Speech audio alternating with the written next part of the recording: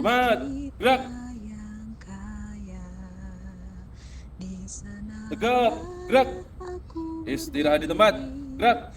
untuk Saudara-saudara, selama-lamanya. jangan pernah gentar. Indonesia Lebih baik kita hancur lebur di medan perang daripada bangsa sekali kita kembali dijajah. semua. Selama merah putih masih berkibar di dada, Marilah kita perjuangan tidak akan berhenti.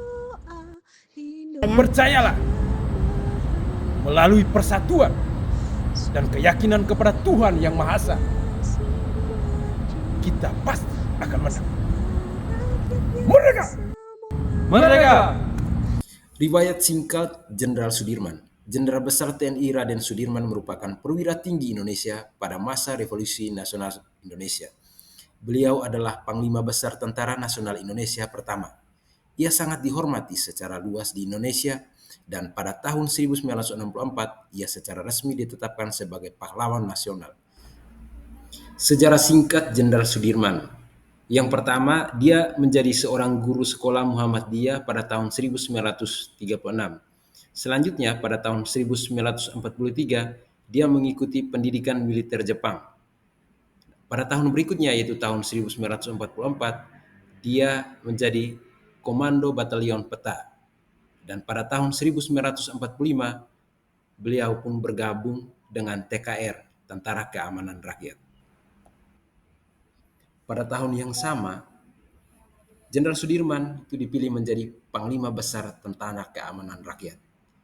Nah, tahun selanjutnya itu pada tahun 1948 terjadinya agresi militer Belanda II, di mana dia menjadi pemimpin perang gerilya selama 7 bulan.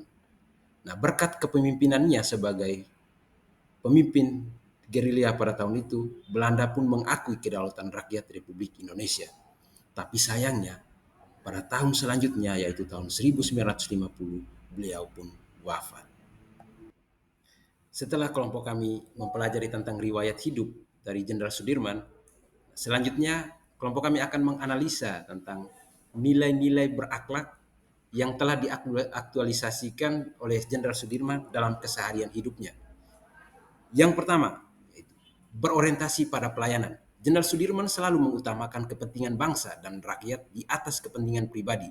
Walaupun sakit, beliau tetap memimpin perang gerilya demi melindungi rakyat dan kemerdekaan. Yang kedua, akuntabel.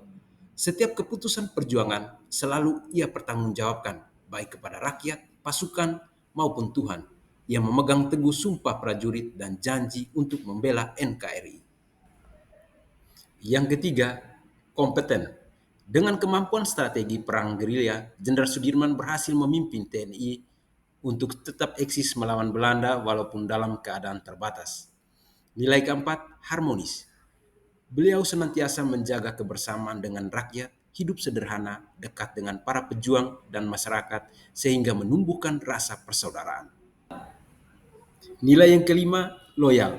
Kesetiaannya kepada Pancasila, Undang-Undang Dasar 1945, dan bangsa Indonesia tak tergoyahkan meskipun harus berjuang dalam kondisi sakit parah.